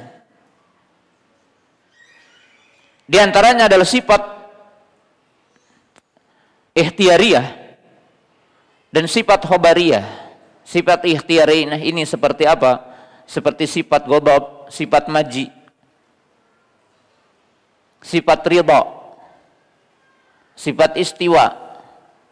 Sifat khobariyah seperti sifat wajah, sifat yadain. Diingkari oleh siapa? Ya, seperti Kulabiyah, Maturidiyah.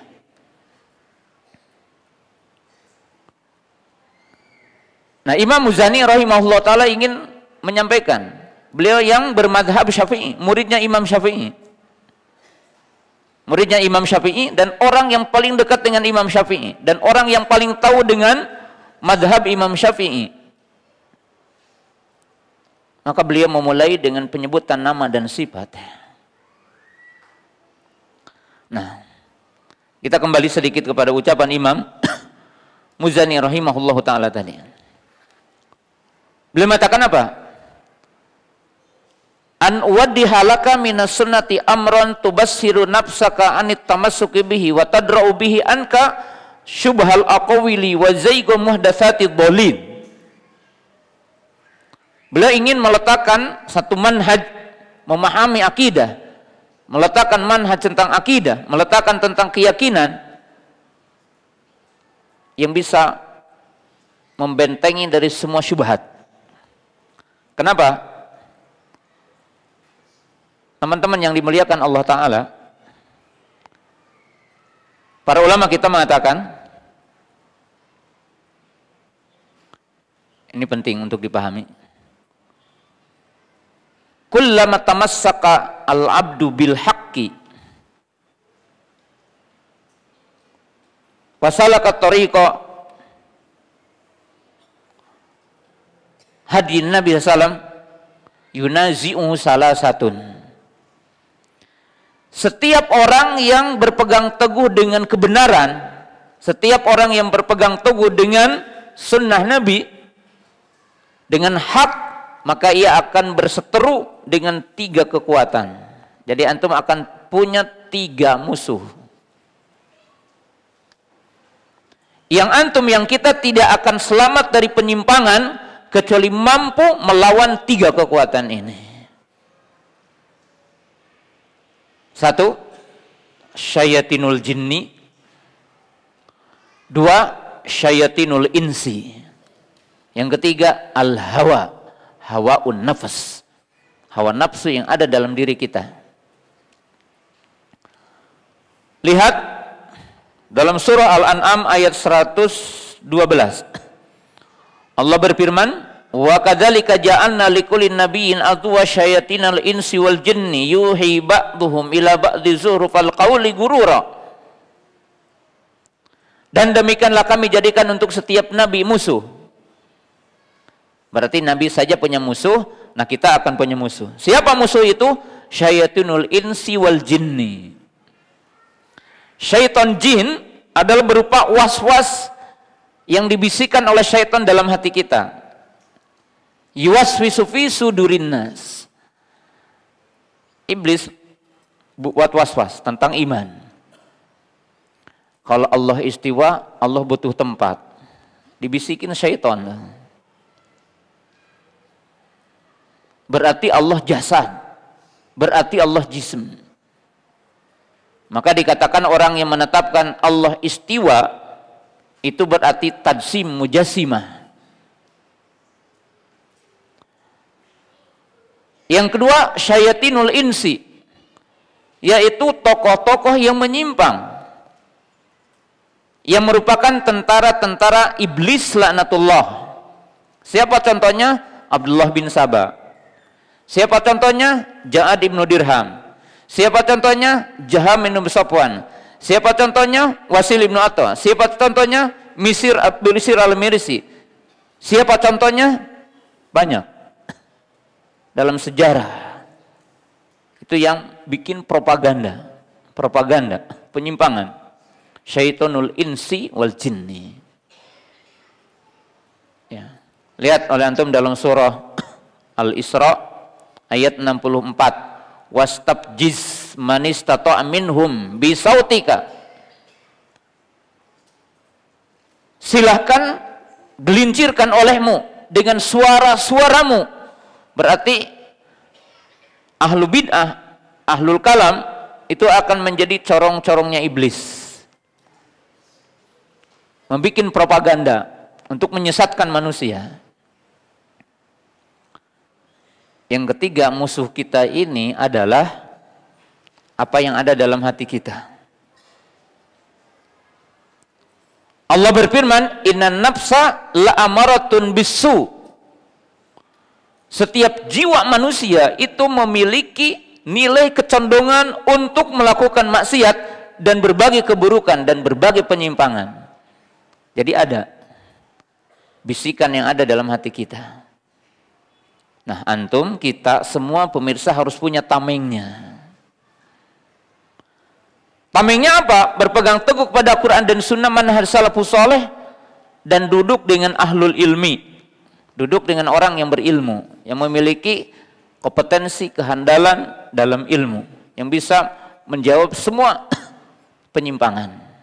Nah, kemudian Al-Muzani, Al-Imam Muzani rahimahullah ta'ala menyebutkan di sini beberapa nama. Al-Wahidu As-Samadu. Ya, Al-Wahid ismun min asma'illah. As-Samadu ismun min asma'illah. Ya.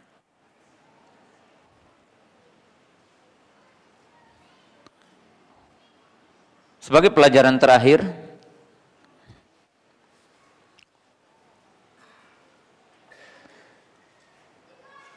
kaum muslimin jamaah yang dirahmati Allah Ta'ala, kaidah tentang menetapkan nama dan sifatnya. Jadi kaidah dalam menetapkan nama dan sifat. Sifat Allah kita mengenal dibagi dua. Sifat musbatah, sifat manfiyah. Jadi sifat Allah itu ada dua. Ada sifat musbatah, sifat manfiyah.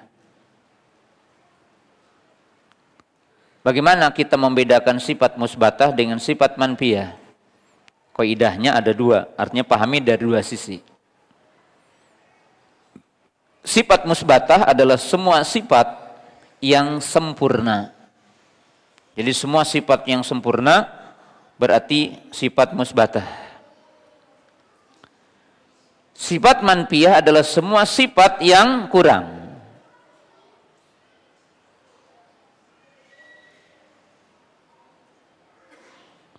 Yang kedua, bagaimana kita membedakannya?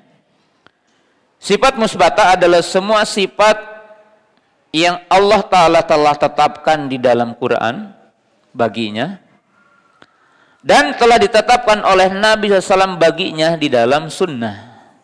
Jadi semua sifat yang disebutkan di dalam Al-Quran, semua sifat yang disebutkan oleh Nabi SAW di dalam hadis. Dan itu semuanya sifat kamal, sifat yang sempurna.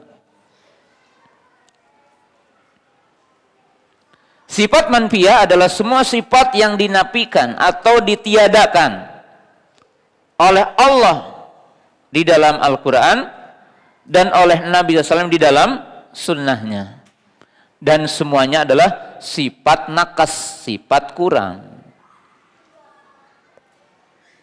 Nah, kita lihat konsep dalam Quran.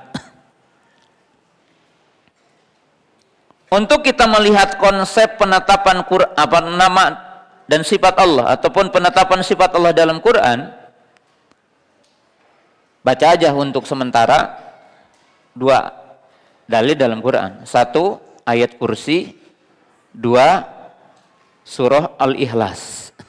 Karena 2 ayat ini, 1 ayat dan surah ini merupakan ayat yang menyebutkan sifat-sifat Allah.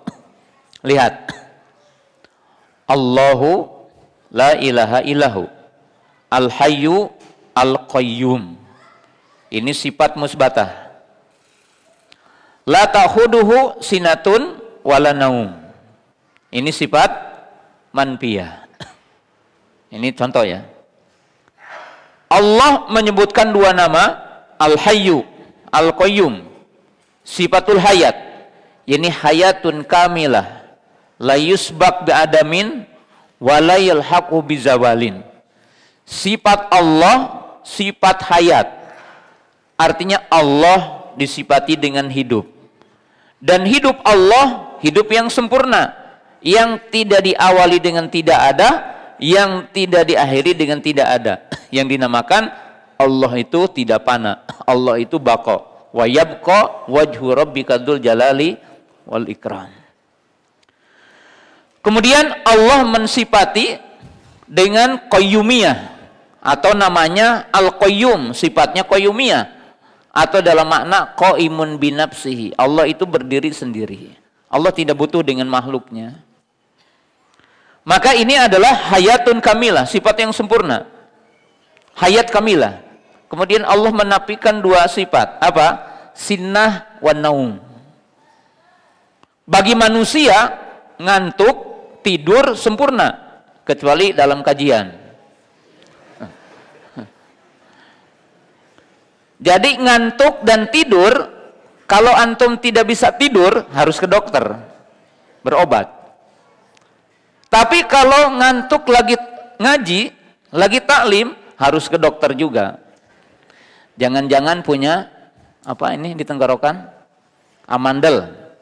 Biasanya orang yang gampang kerek, kalau kata orang Tasik mah pelor, nempel, molor. Itu periksa tenggorokannya, jangan-jangan ada amandel, biasanya begitu. Manusia sempurna, tidur, ngantuk. Tapi Allah jauh dari sifat itu, jauh dari 2 sifat itu. Karena sifat naum, sinnah itu nakas bagi Allah, kurang. Nggak mungkin dat yang diminta setiap waktu Allahnya tidur dulu gitu. Ya, tidak sami'un basir. Ya. Contoh itu. Kedua, surah Al-Ikhlas yang dikatakan sulusul Quran. Quran yang dikatakan 1/3 Quran. Qul huwallahu ahadun. Berarti Allah itu apa? Esa. As-samadu. Jadi al-ahad, as-samad. Ahad, ahadiyah. Kemudian as-samad, samadiyah. Samadiyah, kalau diartikan yang paling singkat yang disebutkan oleh ulama tafsir, apa arti dari as-somad, somadiyah, yang bergantung dan bertumpu kepadanya semua yang meminta. Jadi tempat bergantung, tempat meminta. Allah yang akan mencukupi hambanya, Allah yang akan memenuhi hambanya, Allah Maha Kaya dan semuanya maknanya. Maka ini sifat musbatah, sifat yang Allah telah tetapkan. Kemudian yang kedua, sifat manfiyah, lam yalid wa lam yulad wa lam yakun lahu kufuwan ahad. Allah menafikan tiga. Satu, ubuwah, tidak ada ke atas, artinya tidak dilahirkan. Bunuwah, tidak melahirkan, karena Allah itu ahadiyah. Kemudian tidak ada yang menandingi, tidak ada yang menyamai, tidak ada yang menyerupai. Itu dinafikan oleh Allah Subhanahu wa taala. Jadi manhaj Quran artinya bagaimana Quran mengenalkan kepada kita tentang zatnya, tentang zat Allah. Maka diawali dengan penyebutan sifat musbatah, sifat apa? Manfiyah. Sifat musbatah semua sifat apa? Sempurna. Sifat manfiyah semua sifat yang kurang. Ya. Itu apa? Kaidah pertama. Yang kedua, ya.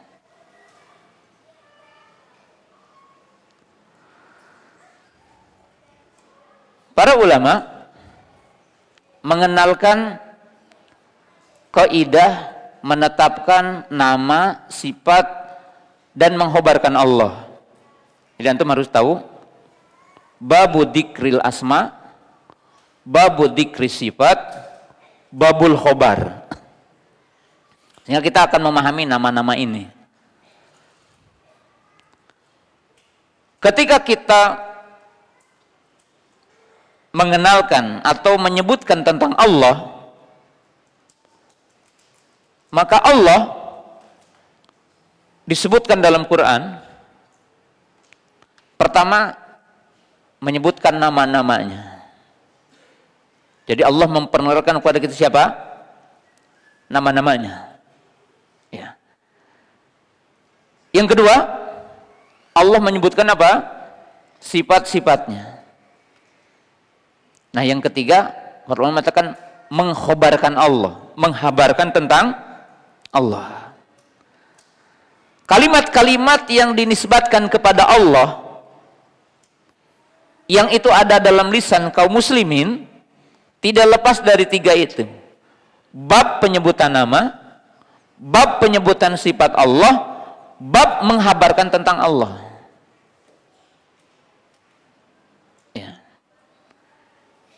Kaidahnya begini. Babus sifati awsa'u min babil asma wa babul khabari awsa'u min babil asma'i was sifat. Kata para ulama, bab tentang sifat itu lebih luas dari bab tentang nama.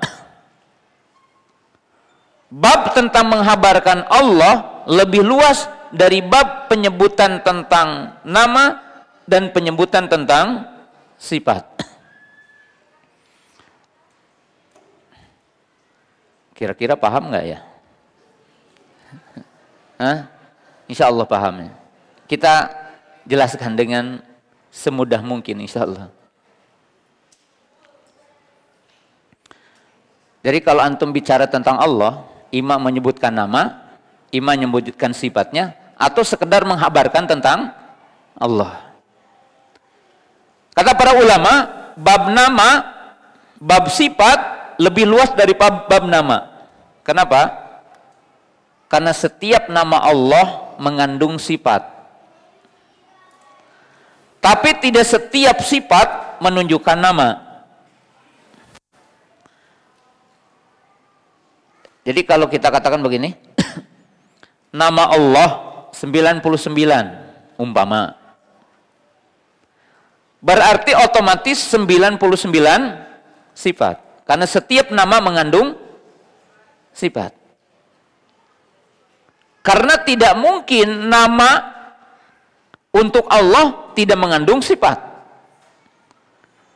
Karena tidak menunjukkan kemuliaan kalau sekedar nama yang tidak mengandung sifat. Beda dengan manusia. Manusia itu ada orang namanya Rohim, tapi galak gitu. Ya, namanya suami, siapa namanya? Pak Rohim, tapi galak sama istrinya. Ada gubernur namanya Adil, tapi dolim. Ya, namanya Pak Adil, tapi dolim. Manusia. Tapi ketika Allah dinamai satu nama, maka Allah mengandung sifat dari nama itu. As-Sami, Al-Basir, Al-Alim. Al-Alim menunjukkan sifat ilmu yang sempurna. Al-Basir menunjukkan sifat basar yang sempurna. Kemudian apa? Ya. As-Sami menunjukkan sifat mendengar yang sempurna. Kalau kita mendengar terbatas, kalau Allah mendengar semuanya, meliputi segala sesuatu pendengarannya. Tapi tidak setiap nama, tidak setiap sifat bisa dijadikan nama. Contoh, wajah Rabbuka, sifat maji.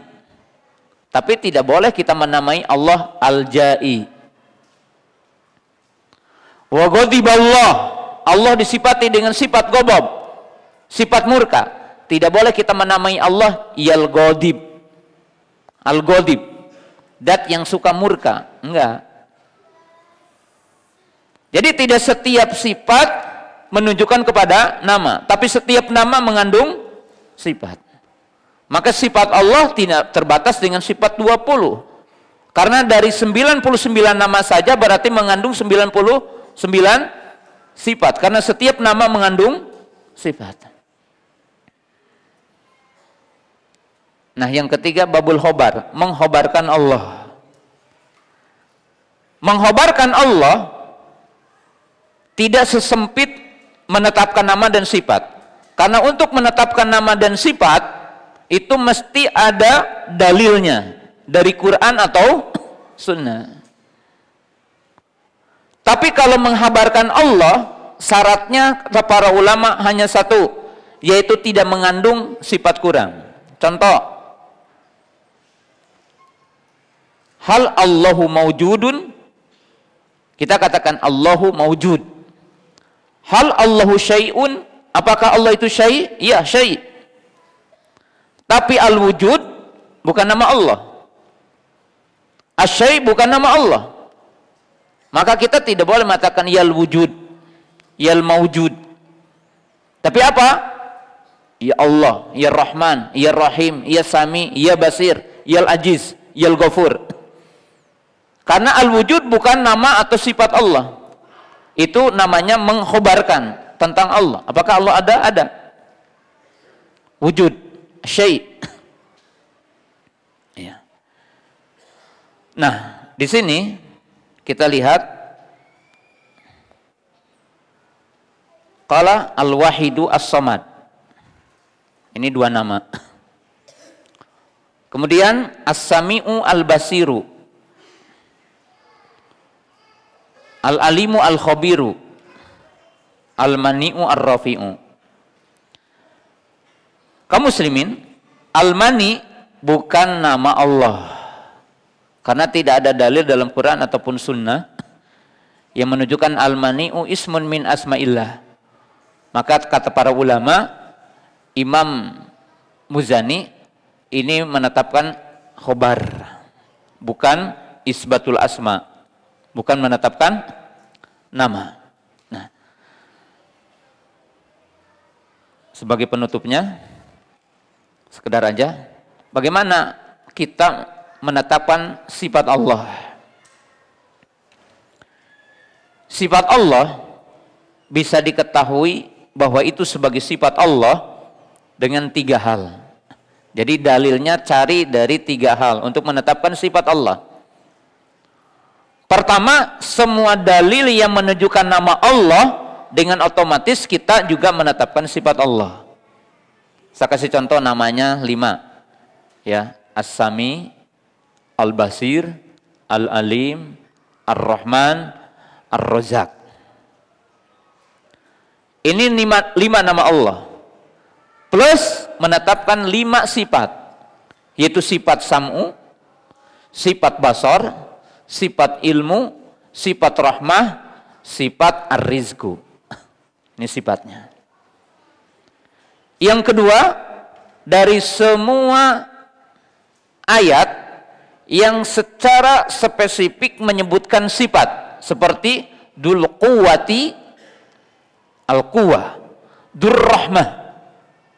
Itu ayat yang menunjukkan sifat rahmah, sifat quwwah. Yang ketiga, dari semua ayat yang menunjukkan perbuatan Allah. Jadi yang menunjukkan perbuatan Allah. Contoh, wa kalamallahu Musa taklima, menetapkan sifat kalam.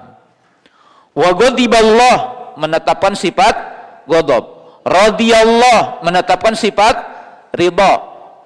Wa jaa rabbuka, sifat maji. Dan yang lainnya. Jadi itu caranya. Sehingga ahli sunnah itu tidak menetapkan sifat dan nama Allah dengan akal, tapi dengan dalil yang ada dalam Quran dan sunnah. Ya. Sampai di sini dan kita membuka forum soal jawab ya. Jadi belum sampai ke sifat ulu. Kita akan bahas di pekan depan, insya Allah. Entah pekan depan yang mana. Nanti perjanjian dengan panitia, insya Allah. Tapi yang jelas kita bahas lagi nanti, berlanjut. Ya, terima kasih.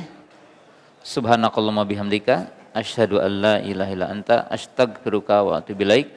Assalamualaikum warahmatullahi wabarakatuh.